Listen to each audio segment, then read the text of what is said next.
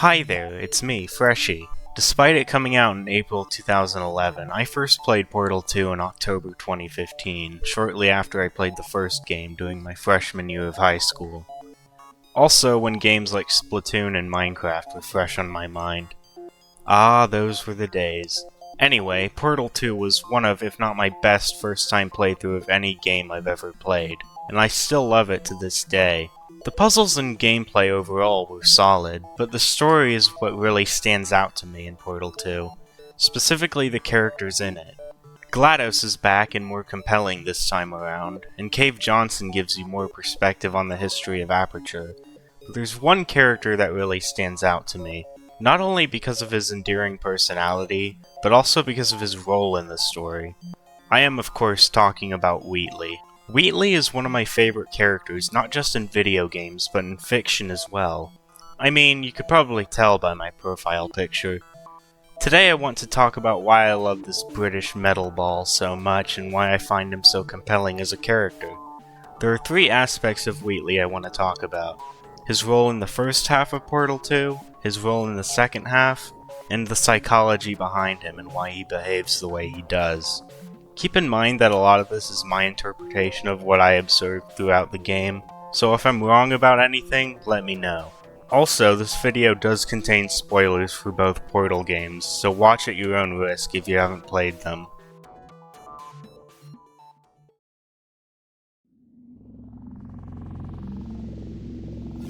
The first Portal game is rather lonely. There's not a soul in sight, and even the life form that is present pretends to be lifeless before becoming hostile. The only sense of companionship you get through the whole game exists in the form of a box with pink hearts on it and warnings written on the walls. In short, you don't have any real friends or companions in Portal 1, which makes Aperture feel that much more empty and dangerous. This makes Wheatley's presence as the deuteragonist in Portal 2 more meaningful. Portal 1 is more serious and creepy than Portal 2, which is more adventurous and silly, and Wheatley's presence enhances these aspects of the second game. He's also the first character in the series who works with you rather than against you. You have an actual friend this time around, who has your back, so you don't feel isolated like you do in the first game. Wheatley gives you a sense of connection and companionship, which adds to the distinction between Portal 1 and 2. I think this works even better with Wheatley's endearing personality. Throughout the first half of the game, he's a very kind character. He's friendly, he's encouraging, and he even risks his life when breaking you out of GLaDOS' tests. Even when he says something rude or insensitive, he immediately corrects his behavior. It's also hard to not love his ramblings. He's definitely a funny character, whether he says something silly or odd, or if he makes humorous comments intentionally. If Wheatley were a more abrasive and cynical character in Portal 2's first half, I don't think fans of the series would have liked him very much, and I especially don't think his betrayal would have hit as hard if that were the case. Speaking of which,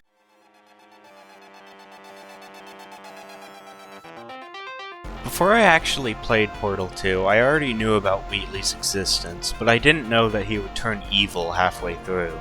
I assumed he would be more like Virgil from Portal Stories Mel, in the sense that he would remain your companion throughout the game. The moment where Wheatley turns on you is done perfectly. As the power goes to his head, the feeling of victory turns into dread, and the music perfectly captures that feeling. The first time I played through this part, I was crushed. Wheatley was such a lovable character up to this point, so in the moment his betrayal felt like it came out of nowhere. The character you've come to love and were rescued by is now your main adversary. I love seeing a companion character become the villain because of how ironic and heart-wrenching it is. Another aspect I like about Wheatley's betrayal is how it forces you and GLaDOS, two characters who hate each other, to work together. Once you team up with GLaDOS, the roles of her and Wheatley have reversed. You now have to work with your former enemy to take down your former friend. Not only do you learn more about GLaDOS because of this, but it also makes you and her develop mutual respect for each other. I also like how you aren't immediately thrown into Wheatley's tests after his betrayal, because it gives you time to process what just happened, and it adds a believable time frame between him taking over the facility and him mismanaging the place. Wheatley's poor management of Aperture not only raises the stakes, but it also highlights how unfit Wheatley is for being in charge of the facility, especially compared to GLaDOS. GLaDOS maintains the facility quite well, and she tests you for the sake of science. Wheatley, on the other hand, inadvertently tears the facility apart and tests you because he's a dopamine fiend. It's also worth noting that GLaDOS creates many well-designed test chambers, while Wheatley creates one mediocre chamber, likely to experience euphoria as fast as possible. He doesn't care about the quality of the tests, he's just addicted to the solution euphoria. Even during the game's second half, Wheatley maintains his comical personality, effectively showing you that he's still the same character who helped you escape, except now he's extremely powerful and resentful. He's still a talkative, silly, and polite robot, but his less desirable traits are now more apparent, like his short temper, his snarkiness, his incompetence, and his desire for revenge, which is what I'd like to talk about next, along with why he behaves the way he does.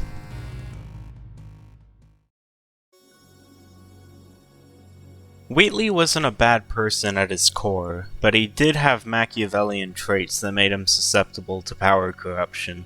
The reason he betrays you has to do with his desire for revenge.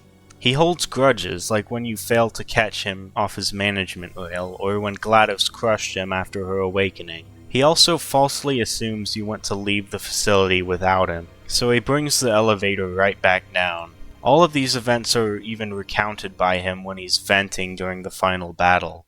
We've had some times, haven't we? Like that time I jumped off my management rail, not sure if I'd die or not when I did. And all you had to do was catch me, and you didn't, did you? Oh, you remember that? I remember that. I remember that all the time. And we could have talked our way out of it, except you forgot to tell me that you murdered her, and that she needed you to live. So the only available vent for her rage would be good old crushable Wheatley. Oh, remember the time I took over the facility? Greatest moment of my life, but you just wanted to leave. Didn't want to share my success. Well, so you know, I would be happy for you if you succeeded. Apart from right now, obviously. Not to mention, he puts GLaDOS in a potato as an act of vengeance on her as well. He felt betrayed by you, so in his mind he returned the favor. Wheatley has a habit of jumping to conclusions, even if those conclusions are nonsense. I believe this is because he was treated poorly in the past. You get bits of Wheatley's backstory, like him being told not to use his flashlight or pop off his management rail or else he would die, and being passed up for a job in manufacturing. This implies that those he worked with didn't see him too favorably. They thought he was too stupid to properly use a flashlight, so they gave him a fake reason not to. He is the intelligence dampening sphere after all, and he knows this. He knows that the robots in Aperture think he's a moron, and that's where his insecurities come from. It's why he tries to convince you, GLaDOS, and even himself that he's not stupid. Oh, sorry. I hope that didn't disturb you too much then. It was the sound of books. Pages being turned. So that's just what I was doing. Just reading, books. So not a moron. Anyway, just finished the last one. Just now, the hardest one. Machiavelli. Do not know what all the fuss was about. Understood it perfectly. Imagine knowing you were created to be an idiot just to make someone else dumber. I'd probably feel insecure about myself as well. In fact, the name Wheatley may have been a name he gave himself to avoid the intelligence dampening label, but that's just a guess. You know what, though? Despite being specifically built to be a moron, I don't think Wheatley is one. He's obviously not fit to run the facility, but he is smarter than most people think he is. He was able to break you out of GLaDOS' test chambers and come up with a plan to sabotage her means of killing you. He also sets up some pretty well-laid traps, especially when he booby-trapped the stalemate button. He came closer to killing you than GLaDOS ever did, and you only survive because the facility is tearing itself apart. I'm sure being attached to the mainframe and his addiction to the solution euphoria had an effect on his behavior as well. I'm not saying that Wheatley had no control over his actions, but the amount of power that he gained certainly amplified his vengeance and mistrust.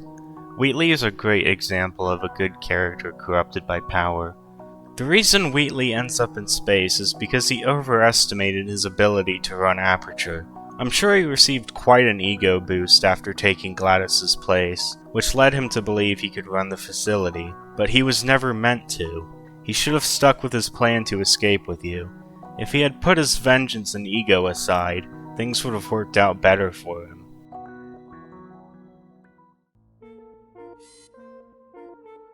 With all that said, I still feel bad for him. He's clearly insecure about his intelligence, and he likely developed trust issues from being mistreated in the past. That obviously doesn't make him trying to kill you okay, but it does make him more sympathetic and interesting as a character. I also think Stephen Merchant, the voice actor, added a lot of depth to the character through his ad-libbing. I'm glad Wheatley ended up in space instead of getting killed, because he is a redeemable character. He did try to kill you, but he is remorseful about it. I don't think we're getting Portal 3 or any continuation of Portal 2 anytime soon, if at all, but I really hope to see Wheatley again, and possibly a redemption arc for him. And that's why I think Wheatley is such a great and interesting character. He's one of my favorite fictional characters, and he's definitely my favorite video game character. But what do you think? Do you agree that Wheatley is cool, or do you think he's annoying? Is there anything I missed or was wrong about? Let me know in the comments below. Also, let me know if you want to see more videos about Portal or other Valve games.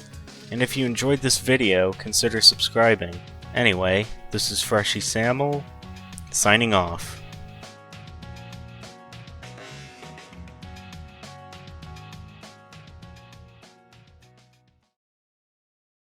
Kill yourself now.